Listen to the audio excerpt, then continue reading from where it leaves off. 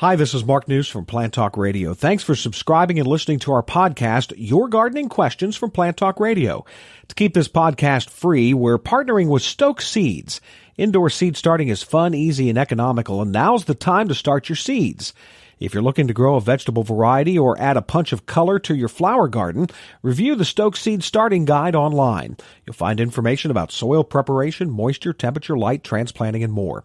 The Stoke Seeds website is a complete resource center that you need to make your garden the envy of the neighborhood. Get growing with Stokes. We'll have more to come from Stoke Seeds in the next few weeks. Now, for today's question. And, Jim, we got a question in from Dave, and he says, I have a question about growing flowers from seeds. I'm interested in a couple of different kinds. One is the bluebird forget-me-nots. The other, the Helen Mount violas. He says, both are perennials. I've done pretty well so far with transplanting and just plain planting of, the plants, but the seeds are a new thing to me, so any tips are greatly appreciated. Well, sure. I guess the first thing you want to do is get a container that will hold some very good potting soil and or seed starting soil. Generally, those will have a lot of peat moss in them and sometimes some other additives that allow the moisture in the soil to kind of flow through. Find a nice warm place. Sometimes people will put a little clear cover over it and keep the soil warm. They also have seed starting mats, which actually are heaters that keep the soil about 70 degrees.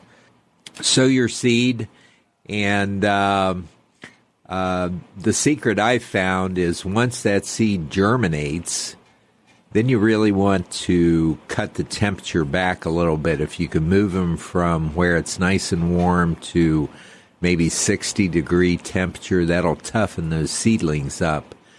And be careful with your watering. I always tell people to use a mister bottle so you don't get too aggressive with the water and get the soil too wet.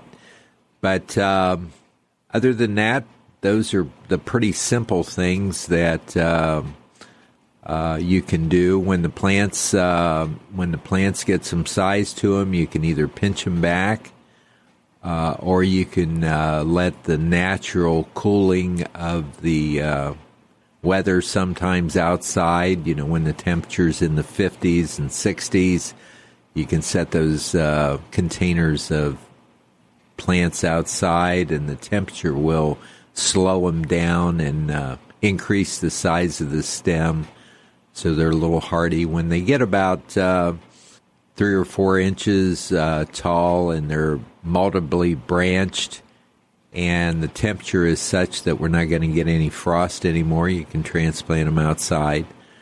Or some people will move them up in container size so that they can bring them in and out, as the temperature allows, and get a little better root system on the plant. Is it time to get those started now? Yeah, I would. It's always with any seeds. If you get a seed packet, look and see what the time of germination is.